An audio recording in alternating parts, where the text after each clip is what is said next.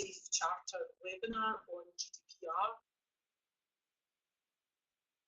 Just want to confirm, could somebody potentially put something in the chat box saying if they can hear me or not? Yeah, great. Oh, very, very quiet, my goodness. Okay, is that any better? Great. Okay, so I will, Michael, yes, we will, but I'm just going to quickly run through what format we are going to take for this afternoon's presentation and the ability for everybody on the webinar to ask questions.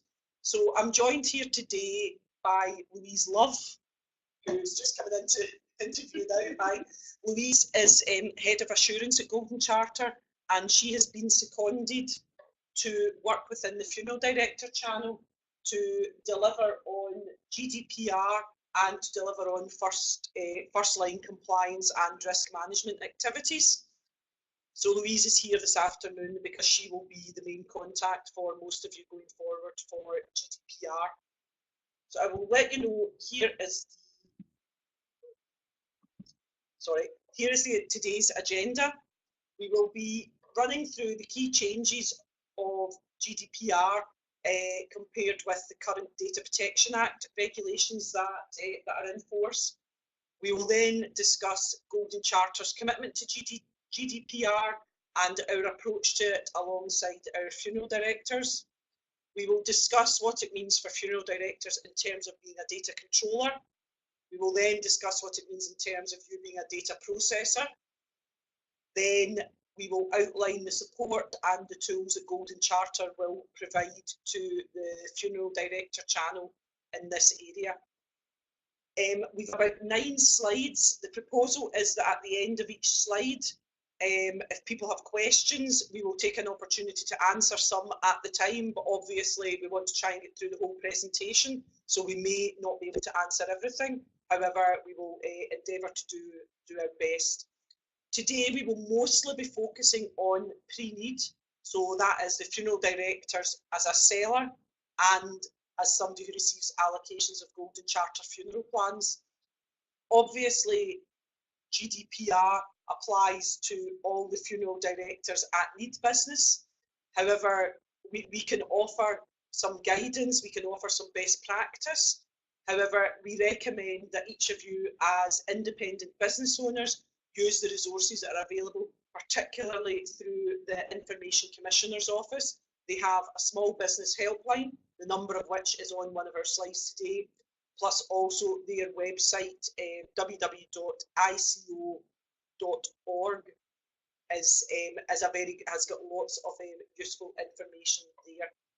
So it's, as usual, in terms of dealing with funeral plans, we have a responsibility as the provider of the funeral plan and the company with which the customer ultimately contracts to ensure that our sellers and our funeral directors are complying with GDPR. That is obviously not the case with your at-need business. However, we can give you best practice and point you in the right direction to find out more information that you may require. Okay, so I'm going to hand over to Louise now, who is going to discuss the key changes from Data Protection Act through to GDPR. Is there any questions before we move on?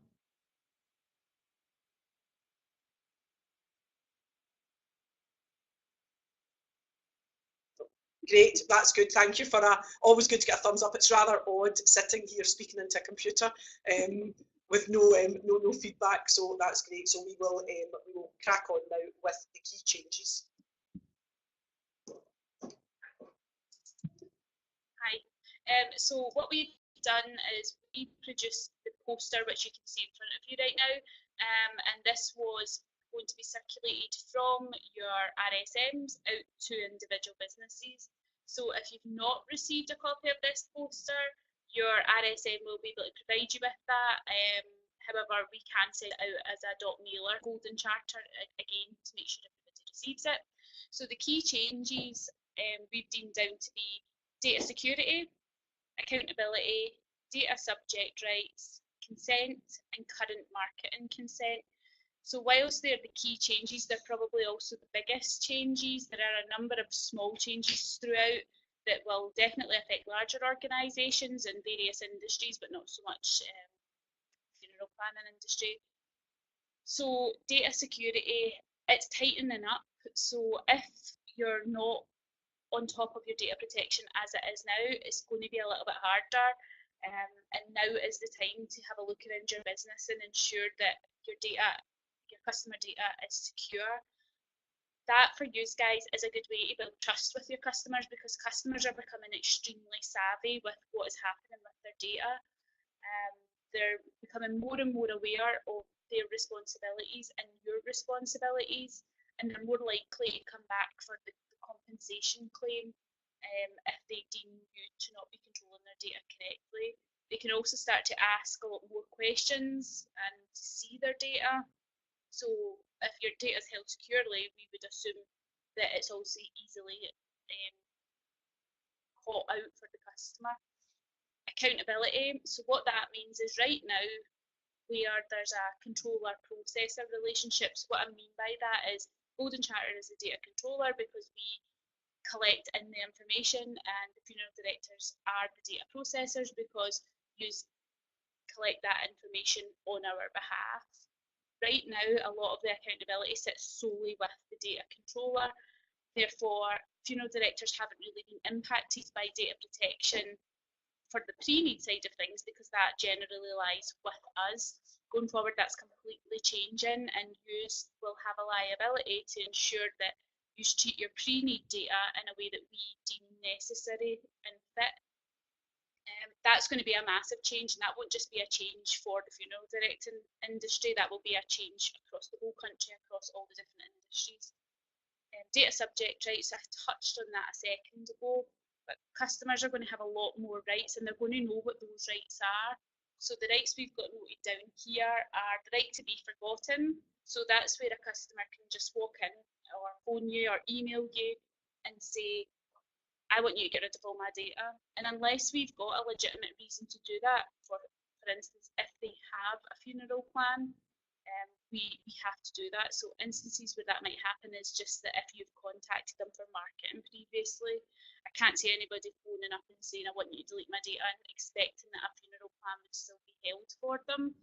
If it was the case that they wanted us to delete their data regardless, that would mean cancellation of funeral plans. I think that would be few and far between, but it is imperative that you have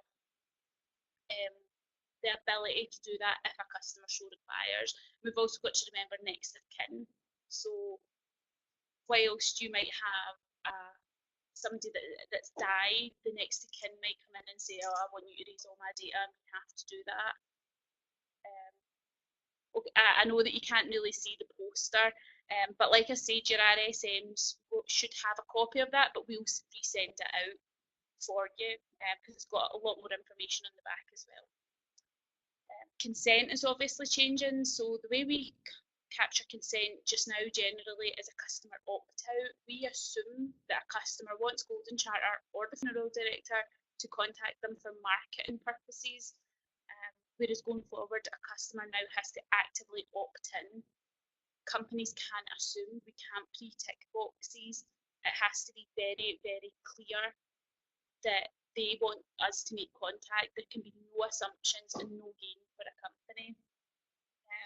So that's quite a big change again across all of the industries. It'll be heavy hitting for call centres that tend to call customers on a whim. We just won't be able to do that anymore. And luckily for us, we do use some sort of opt-in for our customers in terms of coupons. So that's a proactive approach from customers asking for that. And current consent, so I know somebody asked for what we're going to do with that. So you're in a difficult position because you will have a lot of data that customers have died. Where a customer is no longer living and the next of kin is no longer living, that doesn't really come under the data protection because data protection law states that a data subject is a living individual. So where you know that the next of kin has died, and that the person's died, you don't have to worry about that data. We have heard recently that the DMA have said, yep, or the ICO have said, oh, you should delete the data, and it's definitely best practice to not hold data that you don't need. And you could say you don't need it anymore if the customer's died, but you wouldn't be in breach of a law to do that. Where you have customer data, previous customer data, and you don't have the correct opt-in, you will not be able to contact that customer or their next of kin after the 25th of May. What Golden Charter are looking to do, and what I only imagine thousands of companies are doing, because I've already seen multiple emails coming out to me, is trying to get customers to opt back in. So every time we speak to a customer on the phone that's phoning into Golden Charter to ask about a plan or to ask about the plan they've already got set up, we are recapturing marketing details for them. We also plan to send letters out to a lot of our customers to ask them to re-opt in. And it is as easy as saying to them, the law is changing. If you want to continue hearing from us, you have to change your preferences. So you can do that in a number of ways. You can get them to phone you and confirm it, although you do have to be able to evidence consent. So unless you've got telephone recordings, that can be quite difficult, unless you have a firm process in place that everybody in your business understands and knows. So you could have an inquiry pad that would have a date, a time, and a set statement that every single customer would hear. You could say that that could be evidence, but would it stand up in a court of law? It's going to come down to case study. As long as you can see that that's what your process is, that should be enough. And you could get them to fill in coupons for you, and as long as you keep a copy of the coupon. But wherever you're keeping details, it has to clearly state the opt-ins, when it was received, who it was received by, and the date and the time. But any data, like I said, that you currently have, that you have consent to have, so the customer has said, yep, I'm signing a form to say that Mr. Funeral Director can open my plan. You have a right to hold that data, but you might not particularly have a right to contact the customer. So it is about looking through your records, which is an onerous task. It's going to be an onerous task for a lot of companies, particularly the funeral director industry, because it is quite a paper-based driven industry. And it's about starting to look at what technology you have and how you're using it and how best it can be used.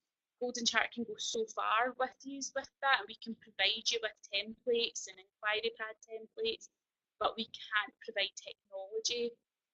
So it's definitely something that small businesses should be considering. I've got quite a lot of questions there. Alison's just jotting them down for me. Yeah. So Michael Hart Abbott asked, first question was about a recovery of data that's held before 25th of this year. The GDPR regulations will apply to that data, particularly in regards to consents, because if you don't have, even if you held that data prior to 2008, if you don't have the right to speak to that customer under the new laws, then you will not be able to use that information, particularly for marketing.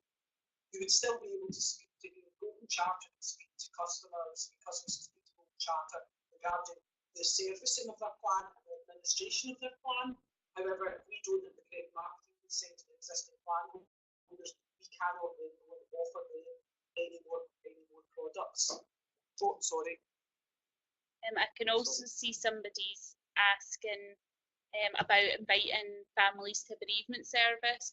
One of the things that I actually took away was to speak to the DMA about times that funeral directors would contact customers so that I could provide guidance in a form of a poster like you can see here.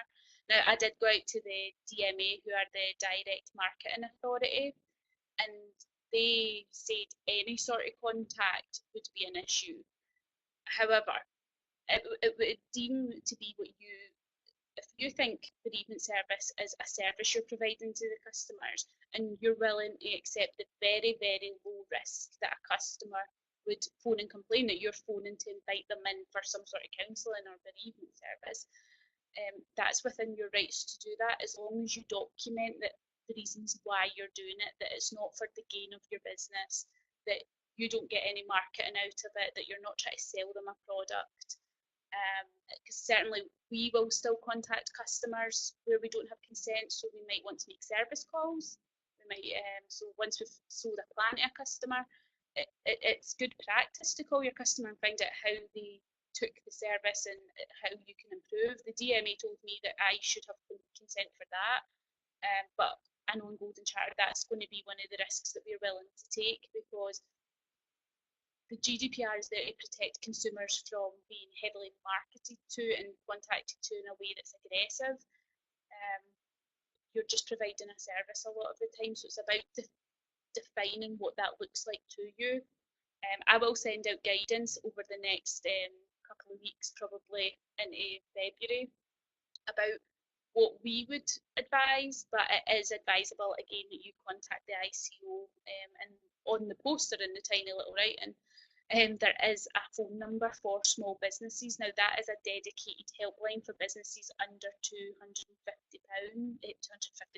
with under 250 employees. For you solely, it's completely free, and they will give you advice over the phone. I'm just going to, oops, is there recommended text consent for FDs? That will be coming out, and actually it's on the back of that poster. Whilst it might not be specific to funeral directors using it, you can use the text that's there, because we'd actually used that word and tested that wording with our customers to ensure that they like it and that it's something that they would buy into.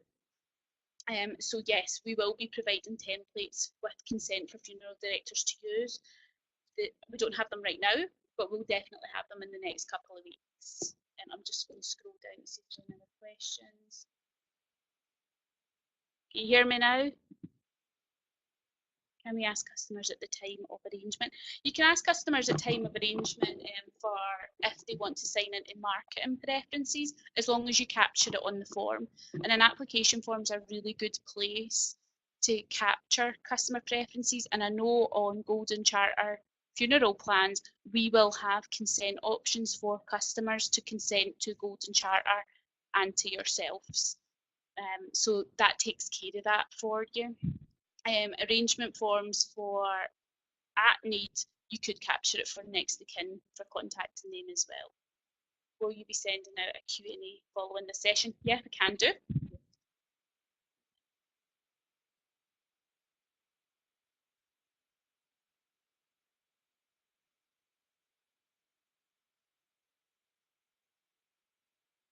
think somebody's having a problem. Oh, it's going to listen that later.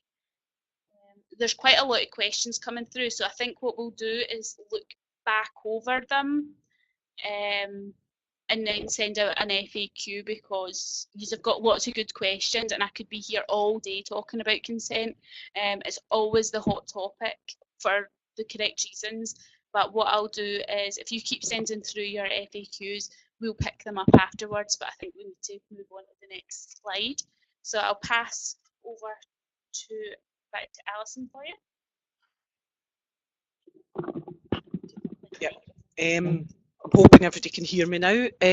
So in terms of what Golden Charter has been doing on GDPR, we have conducted a gap analysis. So basically looking at what does GDPR say are the new regulations and where are Golden Charter in relation to those regulations. And that covers every aspect of our business, from the marketing, the selling, the allocations of funeral plans, our relationship to third parties, including funeral directors, intermediary sellers and providers of services to Golden Charter, but also our own internal activities. And this is something that will apply to your businesses. So our HR function, we need to make sure that all our contracts that we have for our employees and the way that we deal with, for example, our payroll provider or our pension provider, that all of these things are compliant with GDPR. because this is all to do with if we are sharing any data that allows an individual to be identified, then we need to ensure that we're complying with GDPR. So we have done a gap analysis to review our level of compliance, and we have put a plan in place. We are working with an external consultant, the Security Circle, who are specialists in cyber security originally and have branched out into GDPR, because a lot of GDPR is actually to do with security. We are working alongside them and alongside our company lawyers to make sure that we are compliant moving into post-May 2018. And one of the key issues we have internally is the relationship between Golden Charter and the funeral directors in terms of selling funeral plans. We have spoken with the Direct Marketing Association and with the consultant and our company lawyers, and we've established that Golden Charter will act as data controller in this relationship, and the funeral directors act as data processor. We are telling funeral directors, we give you the form to fill out, be it an independent way or one of our set plans. We ask you to collect certain pieces of information. So we are dictating what information is collected and what that information is used for. So therefore, we're the data controller and you're the data processor, and that has implications under GDPR. At the moment, when you accept any sell or accept any plan, you're accepting the funeral director terms and conditions that are attached to that plan, which do reference data protection, but in a very light touch manner. Under the new GDPR regime, there has to be a contract in place between any data controller and a data processor. So following today's webinar, Louise and I are meeting with our company lawyers to review the first draft of that contract, and all funeral directors, all selling and accepting or accepting funeral directors will have to sign a contract to say that they will comply with the instructions that Golden Charter provide for them. And as Louise mentioned previously, in the past, if something had gone wrong, it would generally have been Golden Charter who would have been on the hook for it. However, now there are more obligations and more penalties that apply to data processors, and therefore that's why it's really, really important that GDPR and data subjects and their data are really held securely by funeral directors, and it's understood by both parties what their obligations are.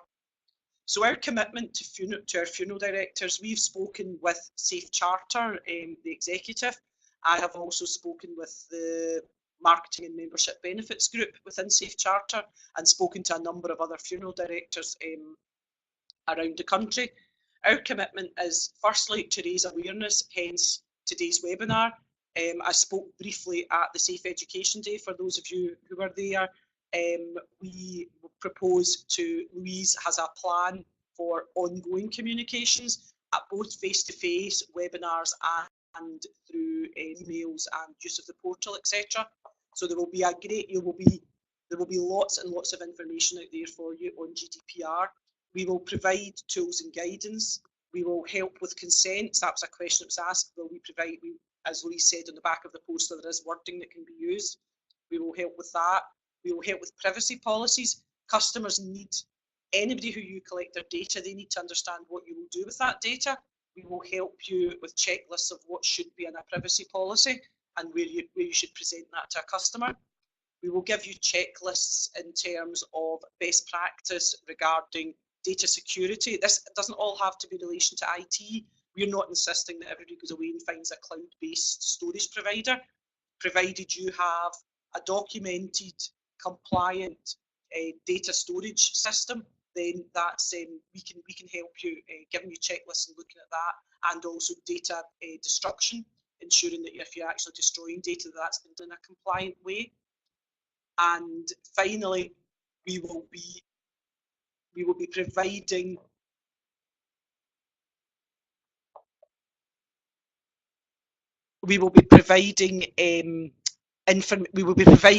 absolute guidance and a contract for dealing with prepaid funeral plans. The Golden Charter Funeral Director guidelines that you have all received, those will be key. Those will be getting enhanced. There will be more stuff coming out in terms of how you collect data and how you sell a funeral plan, and that will form part of the ongoing contractual relationship between yourself and Golden Charter.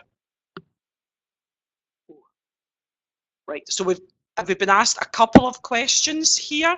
Where do we store, Victoria Nethercott, where do we store the GC plans? Do they have to be in a lock cupboard? Yes, and not everybody should have access to that cupboard. We had quite an interesting discussion at the Safe Charter executive meeting about this, about who should have access, how many keys you have, how those keys are monitored, etc., and controlled. It's about being reasonable. We're not expecting, we're not expecting something to, having to install a safe that costs £50,000, but we're not expecting it to be left in an office that everybody, that all members of staff and members of the public would have access to. So it's about taking reasonable steps to protect that data. And we've been asked by Michael Hart, can we pass customer data to potentially non-compliant third parties where the customer says it's okay, i.e. an individual celebrant? I would say yes, because that is about that's about providing a service. However, you probably want to have something in place with the individuals saying that once the service has taken place, they will destroy that information. I mean, again, we could go to the ICO and ask this question, or go to the DMA, but I've got a feeling they would say no, you shouldn't do that. However, that's not really what GDPR is, I think, being aimed at. So I think, again, it's about looking at the risk, and it's about what information you pass to the celebrant. Do they need to know names, addresses, dates of birth? They might not. They might just want to know name, date of birth, and religion, potentially. There are various things. You don't need to, you only pass the information that's absolutely required.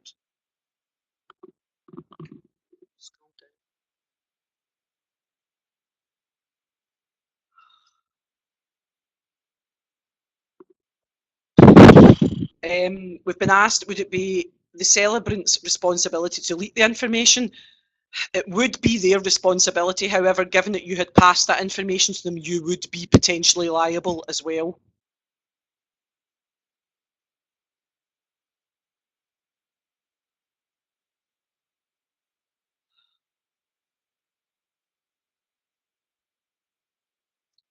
We've been asked, Michael Hart saying the ICO have said that they should have contracts in place with every celebrant. Potentially we can add that to our guidance into terms of what should be in a contract that you could provide. It'd be a very basic contract. It's on the ICO website saying the types of things that we that would have to be put in such a contract. And I suppose we're, and again, that's by Debbie Dean, how can we ensure that they've deleted it? Well, you can't, but likewise, from Golden Charter, if we ask a funeral director to delete information, we can't be sure they have done it. However, we could ask them to evidence it at some point. As I'd mentioned previously, if you destroy information, you should keep a record of what was destroyed and when it was destroyed.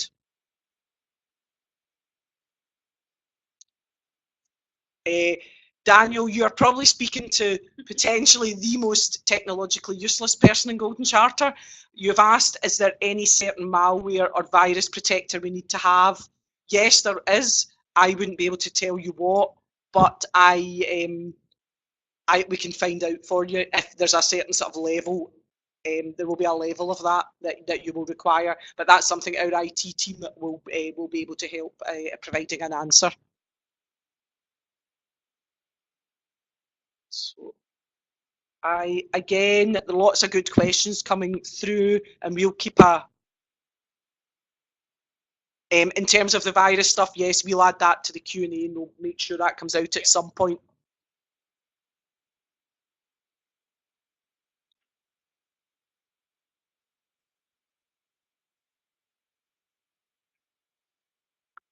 I think somebody's made a comment that it's all very good in theory, but I can't see how this will be implemented in a wider context very easily.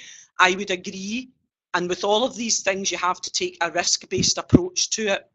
So if you have a celebrant that you've worked with for years and years and years, who you know intimately, you know their business, then you may think the risk of passing them information is minimal.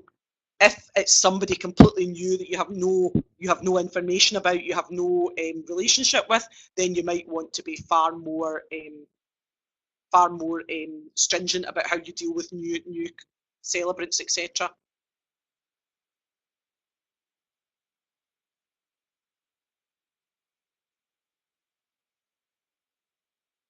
We won't be sending out instructions for at need, because, as I said, we're very much there to deal with pre-need. So I think it's more upon the individual businesses to ensure that their at need business is correct, working along with the trade association. And we've been asked who is going to police GDPR at a national level. It's the Information Commissioner's Office. And there are regional offices for across the country who deal with individual cases. Right, I think we'll need to move on now. So we'll move on to the next slide, and we will take a note of all the questions that are on the webinar.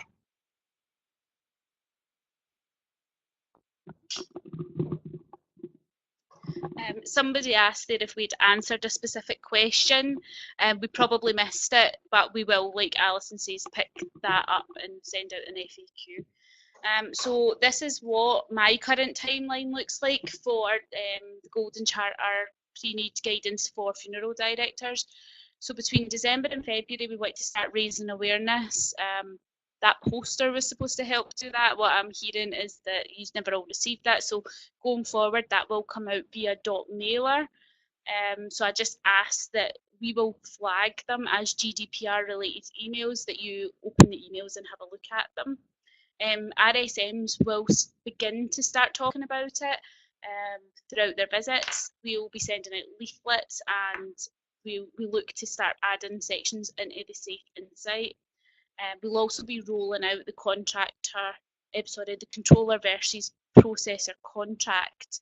Now, like Alison says, we are just in draft stages of that, and that's quite an onerous rollout because obviously we have quite a lot of funeral directors, so that will be coming your way. We will also put a guide together to explain exactly what it means, but it is in plain English to make it very straightforward as to what your responsibilities are, but also what our responsibilities are to you as a data processor. It's not just about Golden Charter telling funeral directors what to do. We very much have our own responsibilities, and it's very clear in the contract what those are. Between February and April, we look to engage, support and discuss through templates. So on the previous slide, we spoke about the templates that we would be providing with, including consent, privacy policies, checklists and customer rights. We're also considering opening a dedicated Q&A mailbox. I would be manning that myself though, so it's about how many questions we're going to get and how many realistically I can answer for you. So I need to think about the logistics of doing that and who would help me man that, but I imagine it would be the risk and compliance team. Master classes, so just today I was speaking to one of the girls in the funeral director team, and we're actually going to travel around the country to be able to speak to you guys face to face.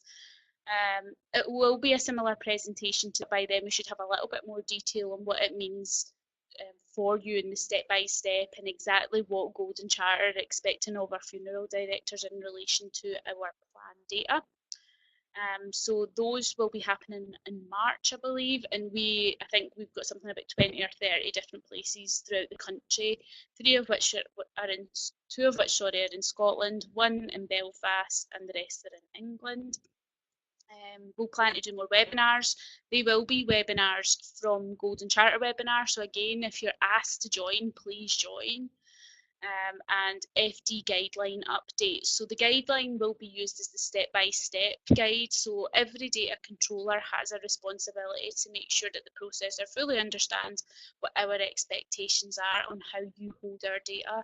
So the funeral director guidelines will be completely updated in the relevant areas, and that will show clearly what processes are, but I also plan to have some sort of poster. I'm not sure if you would use it or put it up, but just something that's easy access, so you're not having to look through 100 pages of documents to find the relevant sections.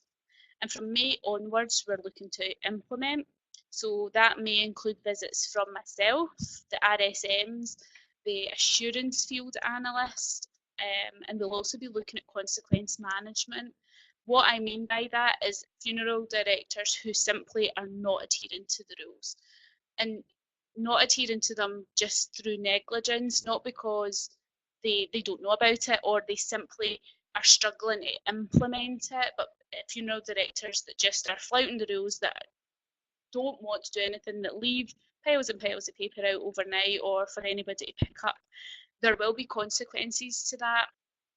As data controllers, we have to be able to evidence that where our data processors aren't adhering to the law, that we're pretty strict with it. We don't know what that looks like yet, and we'll work with SAFE to work that out. Again, lots of questions coming through, so I'll just try and work my way backwards. Let's see, Michael, you seem to have had a very lengthy discussion with the ICO, which is good. So will we be able to access this webinar again? It is definitely recording, so I believe that SAFE will publish this for you, and we'll be able to answer the FAQs like I said. 1 second. A nationwide process has been put in place for local authorities. Or I wouldn't know. It's maybe one that we can certainly find out. But I would say that it's worthwhile you speaking to your own local crematoria to find out, because every company is different, every council might be different. So definitely one for you guys to pick up. A really good question that I hadn't even thought of.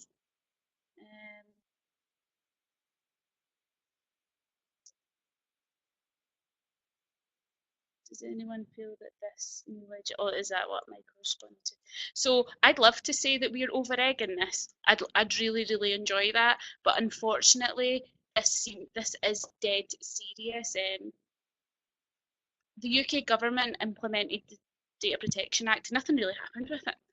But as you'll be more than aware, there has been countless companies that have lost data and have had millions of pounds worth of fines. This is something that's been taken really, really seriously, because companies can't keep flouting customer data. We have to be able to prove that we control it. So I would love to say that we are being very risk averse, and I am very, very risk averse. But we also have a whole commercial company here that are pushing back on us. Our own marketing department are pushing back on us, and we are having to sit back and take a look at a risk-based approach. So like I said, for contacting customers for service calls, the DMA have told us we shouldn't be doing that. We're still going to do that because we don't deem that to be as high a risk. But it is down to individual businesses. Unfortunately, we detail what processes you should be following as data processor for prepaid funeral plans. You will have to follow those.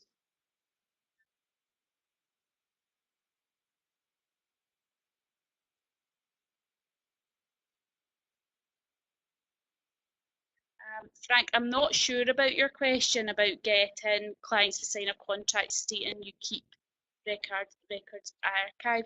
I imagine that would be completely fine, because customers should be aware of what we're doing with their records. So if you've got them to sign to say, yeah, you can hold my records for all time, that's perfectly fine.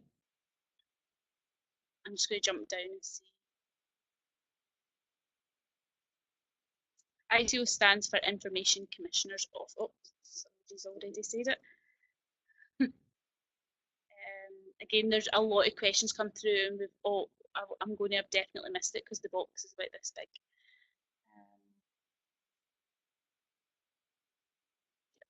And like I said, somebody mentioned there, I could just seen it briefly and it jumped away, about old records. I know, Helen, that's definitely one that you're definitely concerned with, and I can see that Michael spoke to the ICO. But the definition of data is data that applies to a living individual, and as Michael rightly said, as long as we can justify a reason for keeping that data, you're not a breach of the law. It's definitely best practice to get rid of data that we no longer need. If you have a genuine, legitimate interest for keeping it, and you've got that noted down in your process and your manuals, that's absolutely fine to keep it. I just need to jump down, sorry. Are SAFE issuing guidelines to assist with the implementation of this sample policy? So SAFE would need to answer that. They know that we are supplying some documents because we're doing that with them, but that you'd need to ask your SAFE representative about that.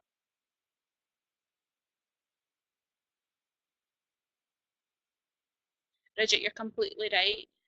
I always say, like, my poor grandma gets phone calls from everybody, and I constantly worry about who she's giving her details out to, because I'm in a position in Golden Charter that I understand how customer data is held or how it's sought after. Now, she's ex-directory, so if they're phoning her phone, she's giving her phone number out to somebody. This law is in place to ensure that people aren't at risk anymore, that people just can't pass on data anymore. And funeral directors definitely don't just pass on data everywhere, but it is, everybody that takes data is being tarred with the same brush, and unfortunately all the industries are having to suffer for it.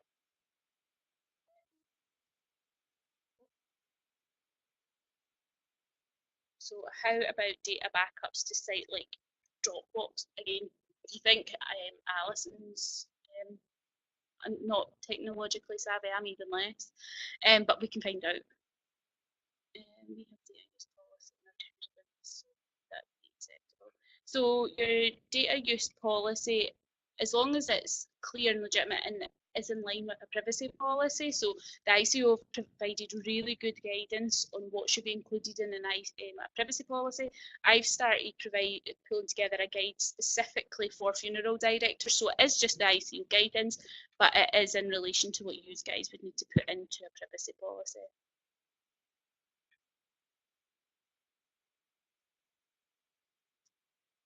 So date for compliance is the 25th of May 2018. I think Aaron and Michael should be doing this. You seem to be on top of this. So I'm going to move on because we've only got just over 15 minutes left. But like I said, we will pick up the FAQs. Pass back to Alison to talk about you as a data controller. So this is when you are taking data primarily for your at-need business, because as we said, when it comes to the pre-need, funeral directors will be the data processor. So as data controller, you need to recognise that you are subject to data protection regulations. There is no sort of de minimis size of company that this applies to. It applies to every company that handles data. Bigger companies have more onerous regulations. For example, if you've over 250 employees or you handle significant amounts of sensitive data, you must have a formal data protection officer appointed. That will not be the case for funeral directors. You need to take time to actually identify, so what does it mean for your business? And a really good way to do this is to actually pull together a matrix of what information you collect and why you collect it, and understand what information you actually hold on individuals and on living, again I stress, on living individuals. What information do you hold? So for example, if somebody pays you by a credit card for an at-need funeral, once that payment is cleared, you do not need to keep the credit card information because the payment has gone through. One of the questions that appeared was, I thought we needed to keep records for 7 years. Data protection doesn't override the rules of the HMRC, etc., but it's what information you need to keep for 7 years. So if you need to keep things for tax records, then you keep the information you need to keep for tax, not additional information. So it's understanding what information you collect and how you hold it and why you're actually holding it. One of the key principles with the new GDPR is data minimisation. You only hold information that you actually require and not additional information, and that's always a good way to a good way to think about it. We talked about data security within your business. So what do you do with information? Where do you store it? Who do you pass it to? How do you pass it to people? And why you are sharing information? And again, you need to make sure that you're doing these things for the right reason and doing them in a data secure manner. And implementing it into your business. We're speaking here to business owners or managing directors of businesses. This isn't just your responsibility. This is a responsibility for every single person who works within your company, be it permanent or temporary or casual employees. They all have to be aware of data protection. We have a data protection e-learning module that everybody in Golden Charter has to do once a year, whether or not they actually handle customer data. And it's just to give an awareness. So there are lots of e-learning modules out there that are relatively cheap to purchase for businesses that they can use to give everybody a basic level of understanding. And as we said, refer to the ICO website and the Small Business Helpline. There's lots of really good guidance on there. If you're struggling with the website, finding your way about it, myself or Louise, would be able to sort of point you in the right direction. There is, it's a relatively straightforward website though, because it's obviously geared up to get people ready for GDPR. So I've been Nigel Appleby, the ICO. Oh, what happened here? Has it gone up a wee?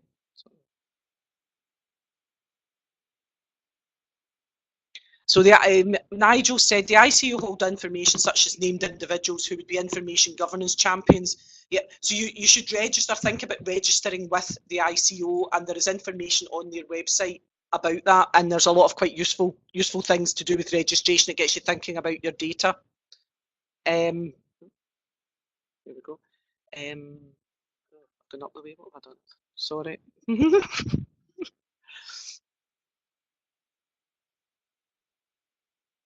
There we go. How would we record the shredding of paperwork having been done? We can provide a template of a document destruction certificate, and it basically, you would fill that in, which basically says what you destroyed, when you destroyed it, and how you destroyed it. And that's something that we have that internally. So that's something that would be useful.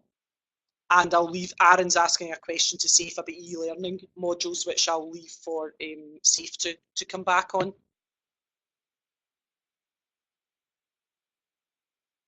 And I'm glad that Michael Hart's had a good experience with the ICO helpline.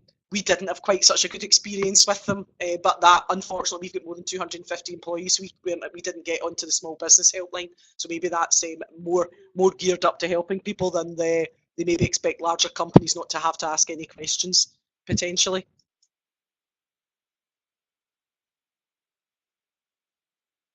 Okay. So there's somebody typing at the moment, so see if the question actually comes through, and if not, we will move on to the... Do the ICO ask for your name and phone number when you call? Do they keep it? Yeah, you need to check what's on their website. I'm not actually sure. I'm assuming they do. Oh, they never? Okay. Right, okay. Right, well that's yeah. And it depends what you're asking them and whether you're expecting to open an ongoing dialogue with them, I suppose.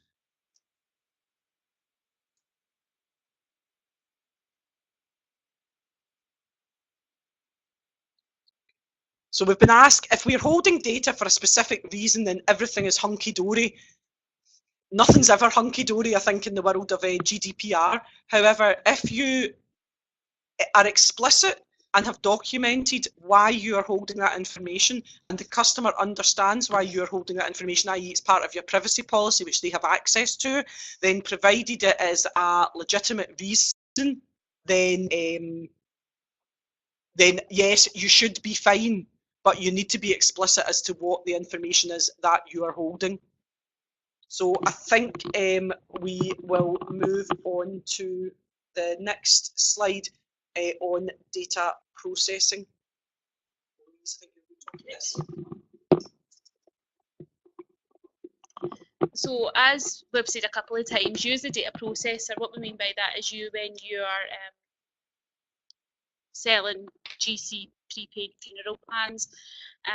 So I'm just looking at all these different comments about the ICO. I agree. I think it's really good that they're not asking for information, because it means that small businesses are more likely to contact them as well, because sometimes you kind of get that fear of contacting regulators specifically in case they try and hold anything against you. So definitely worthwhile. If Michael's had a good experience, it's worthwhile who's all giving them a call if you've got any queries. So we've spoke briefly about controller, processor contracts. So that now outlines the roles, as I said earlier, and responsibilities of both the data controller, Golden Charter, and the data processor, the funeral director, and that will be coming out. That is now a legal requirement, whereas before it was a bit wishy-washy. Now they have actually provided what should be in that contract. We will ask you to complete due diligence documents supplied by Golden Charter. So again, this is another necessary evil where data controllers should be conducting due diligence on their data processors to ensure that they can hold their data securely.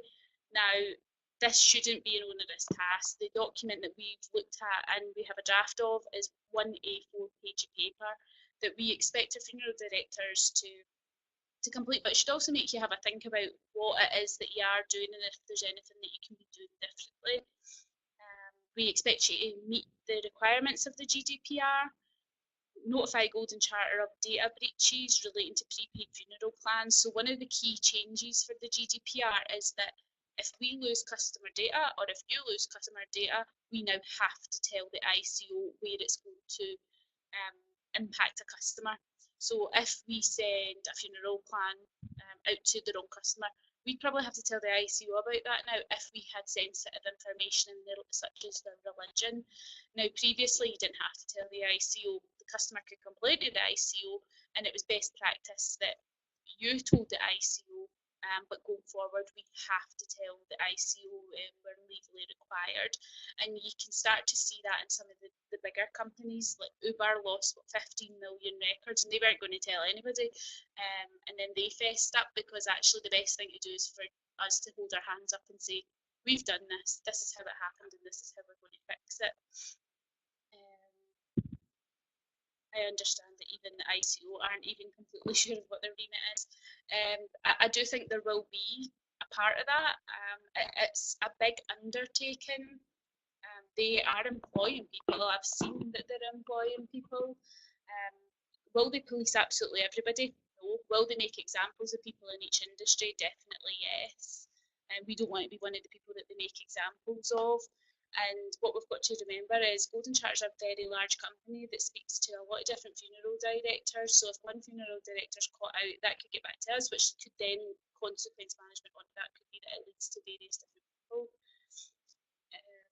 So we expect you to understand the consequences of non-adherence to the GDPR. So that's understanding what your liabilities are, and that you can also be fined 4% of your annual turnover as a very maximum.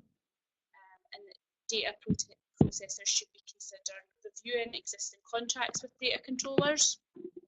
So we have one in place with you for every time you accept a plan or sell a plan, and we are reviewing that for you. But if you have contracts with anybody else, cloud providers, car providers, you should be starting to look at your various contracts. Reviewing your use of subcontractors. So for you guys, that's likely to be your celebrants, your crematoria. It's about making sure that you trust who it is that you're dealing with, and that if a new person comes on the scene, that we're not just automatically assuming that they're going to do what's right for our customers. Reviewing your data export arrangements. What that means is about how you move data around. So emailing customer data that's not encrypted isn't acceptable now. It certainly won't be acceptable under the GDPR. So it's about making sure that where customer data is being passed between Golden Charter and funeral director, that it is safe and actually that we actually need it. So we will be reviewing what we send out, why we send it out, and when we send it out. You can ask for data from us, and as long as it's anonymised, we can pass it to you without any issues. we will have to start looking at exactly what it is we're passing back out to you in bulk. We expect you to attend webinars and presentations offered by Golden Charter to ensure you fully understand your role and adhere to guidance issued by Golden Charter in relation to prepaid funeral plans.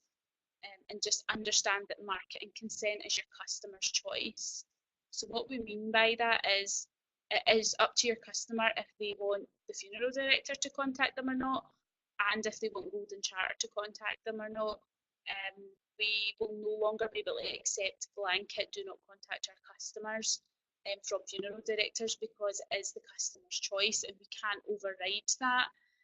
So that would be like a customer saying, yeah, I definitely want to be contacted about X, and a funeral director saying, no, you're not contacting my customers. We either need a very, very good reason as to why that would be the case, or we just won't be able to do that. But again, we'll be looking at that going forward. Yeah, it does feel like things are going to grind to a halt. Unfortunately, if we were DPA compliant, this would be much, much easier. But we are a very paper-based driven industry, and that makes that difficult. But we are looking at as much as we can to say, yeah, we're okay with that, and it is up to you to look at your own processes, document them, and decide what you're willing to take a risk on for your ATME data.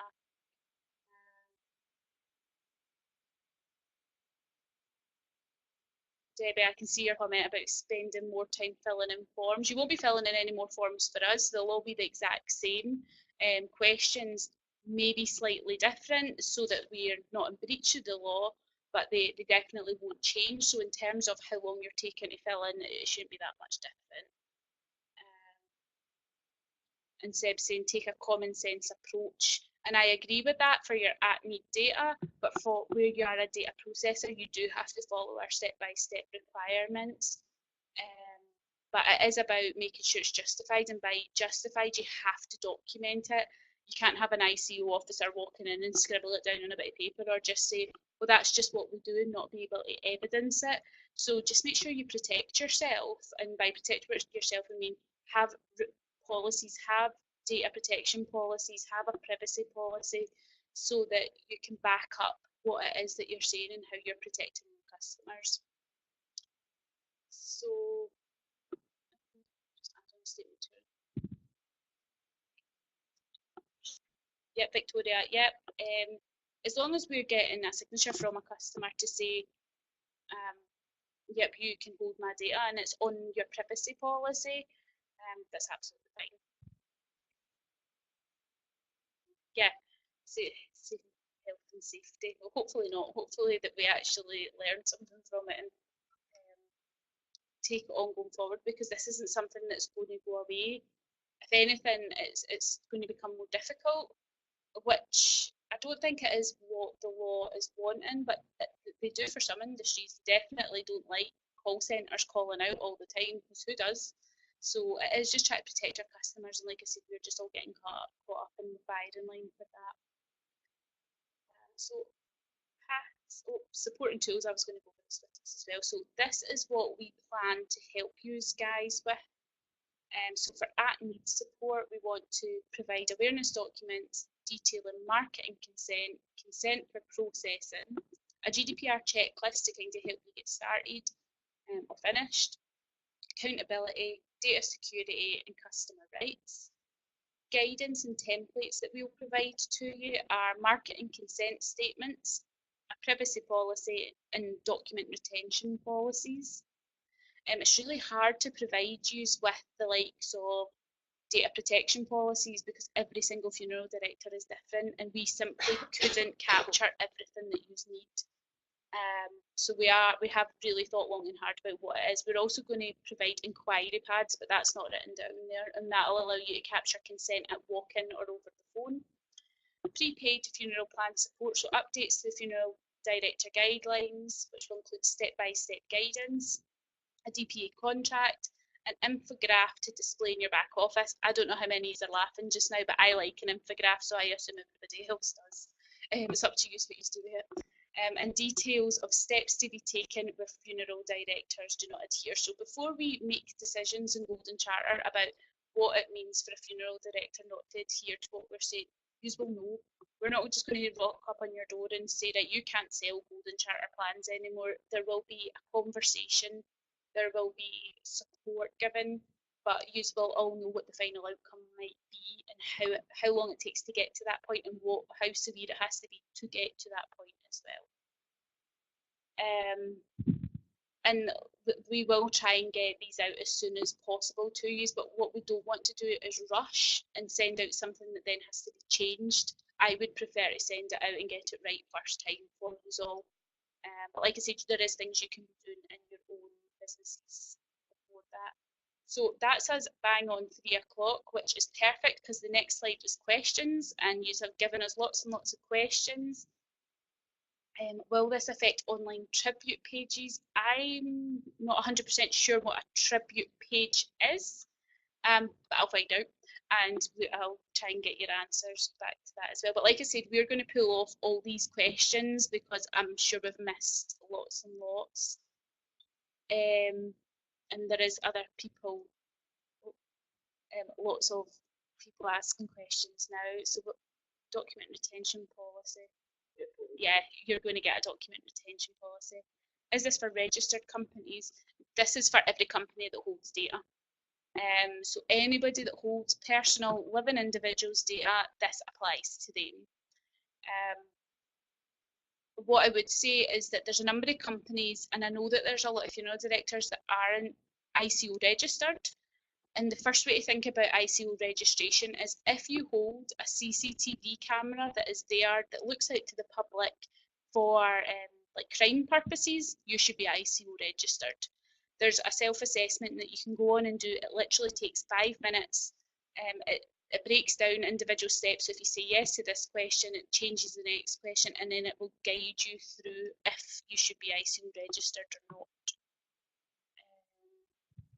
And Guy, I see you're asking about other policies. That's what I'm saying. We can only provide so many for you because each individual funeral director is different, and we just wouldn't be able to cover everybody. I'd love to see what we actually do.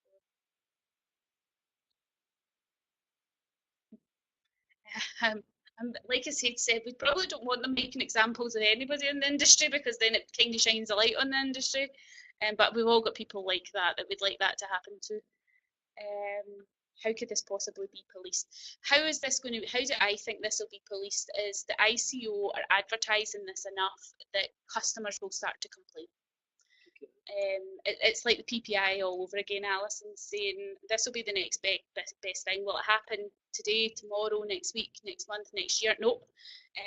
But down the line, this will be because customers are entitled to customer compensation if they feel that we've mishandled their data by sending it to the wrong place. So if you pop a number down wrong and it goes to the wrong house, that customer could say, well, that was detrimental to me and I want compensation for that. So we're already in that American kind of I'll sue you for anything phase. We just want to make sure we're getting this right first time. So I think that's us at the end. Like I said, I'm really sorry that we've missed most of the questions, but we will pick them up and go through the whole transcript and send out an FAQ.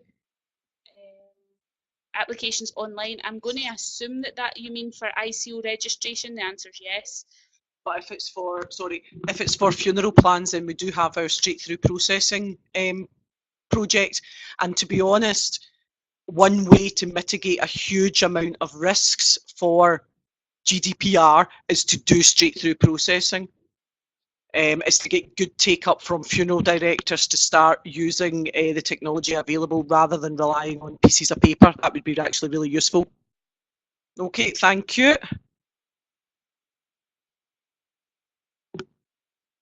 Well done, Aaron. Thank you. I'll tell the team that you're saying straight through processing is excellent with 4 exclamation marks, so that's good.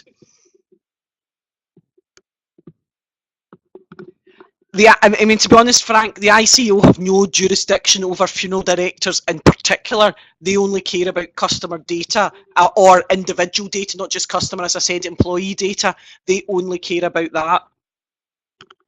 Since this seems to have been taken up pretty well, I think it's definitely something we'd look to do with SAFE again. But like I said, we will have our own webinars coming out.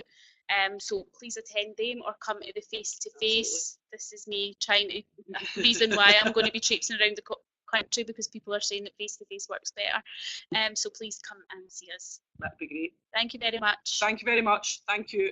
Bye. I'll be in Leicester. Bye. Thanks.